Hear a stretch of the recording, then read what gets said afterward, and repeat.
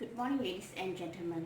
My name is Karyawani Armugam. Currently study Bachelor in Nursing Science at OUM Seberang Pulau Pinang, semester May 2020. My matrix number will be 8105290261340001. Today I would like to give a speech on topic care of peripheral venous cannula site. This is an informative presentation and subtopics come under formal education. My targeted audience will be post-basic training and myself as a nurse instructor. In this topic, why peripheral venous catheter are used, complications associated with peripheral catheter, and minimizing the risk of complication. Peripheral venous cannula, also known as PVC. Definition: peripheral line placement is the insertion of an indwelling single lumen plastic conduit across the skin into a peripheral vein as picture attached. Indication of PVC. PVC is the short term used in many clinical situations, including administration of IV fluids such as isotonic solution, hypotonic solution, and hypertonic solution, drugs, blood and blood products, and dyes or contrast media. Commonly preferred vein for cannulation are cephalic vein, basilic vein, and also median cubital vein. This is because usually these veins are larger and easy to find. Good morning. Factors considered when selecting a vein for PVC: general condition of the vein, make sure it is visible and palpable for easy cannulation, avoidance of point of flexion, for example, the wrist side, type of drug to be administered, speed of drug delivery, duration of intended therapy, and the size of cannula versus the size of vein. And the most common serious complication would be phlebitis. Phlebitis means inflammation of the vein, or specifically its inner lining tunica intima. Clinical signs such as localized redness, heat and swelling, which can track further along the length of the vein, eventually leading to induration and a palpable venous cut. Let me show you once intravenous access things goes wrong. For example, bruises, infection, extravasation, and infiltration.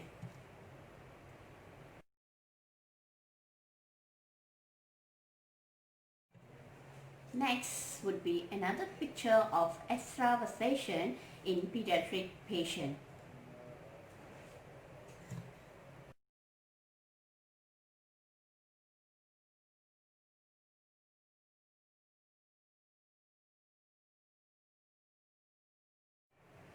Let me show you the worst complication of PVC that leads to amputation.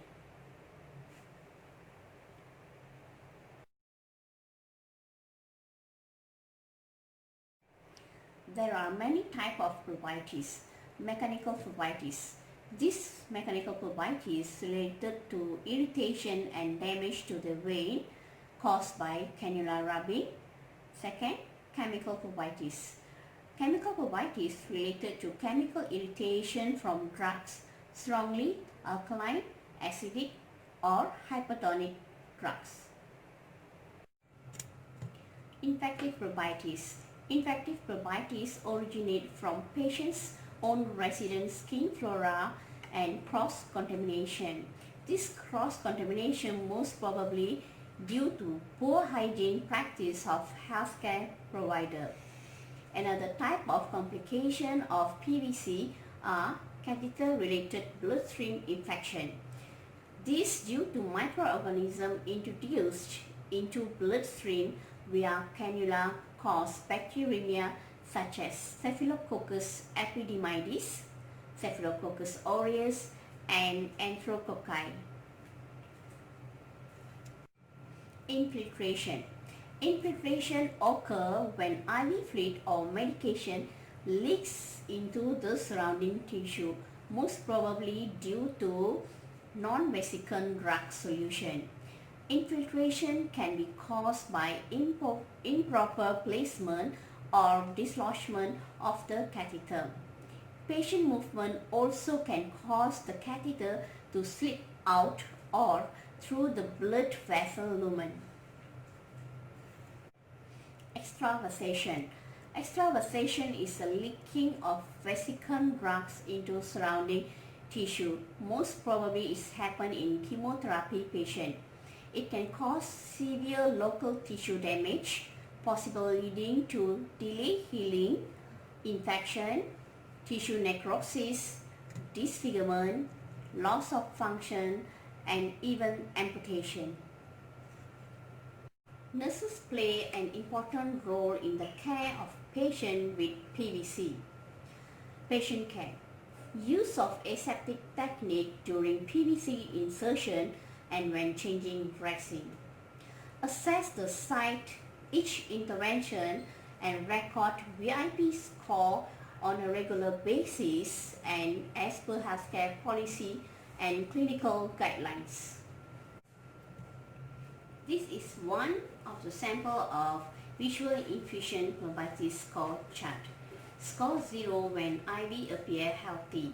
Score 1 when one of the following is evidence, like pain or redness near to the cannulation site. This is possible first sign of probabilities, so nurses should observe for the cannulation site.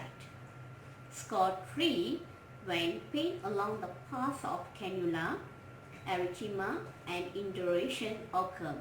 It means medium stage of probabilities where reside the cannula and consider for the treatment. Score 5 occur when pain along the path of cannula, erythema, induration, palpable venous cord, and pyrexia. This means advanced stage of thrombophlebitis. So in this stage, nurses should initiate treatment and reside the cannula. It is highly important to flush the cannula with 0.9% of sodium chloride at specific interval, for example, before and after giving IV antibiotic.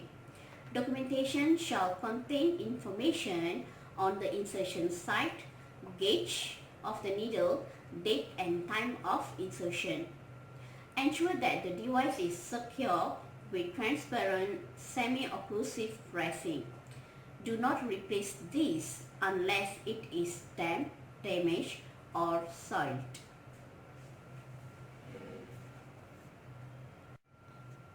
Avoid any break or disconnection of the infusion system.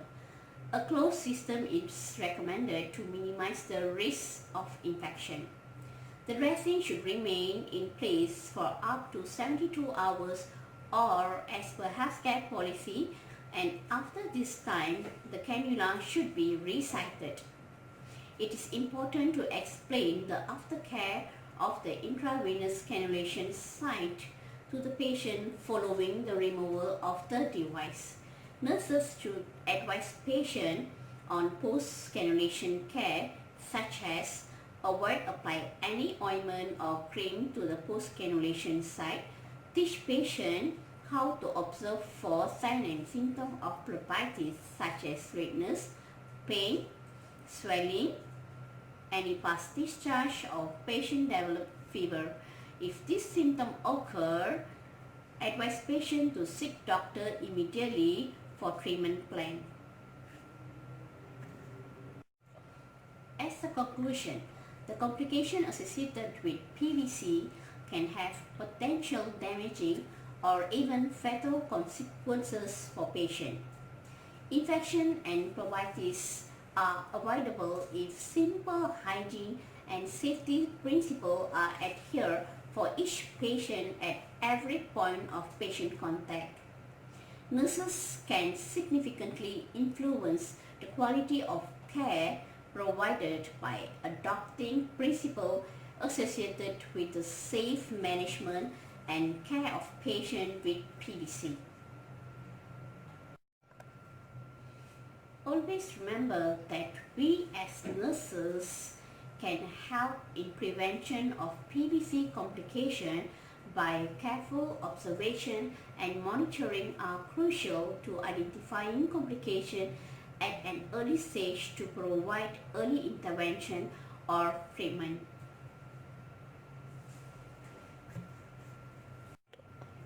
This is my references, and with this I thank you.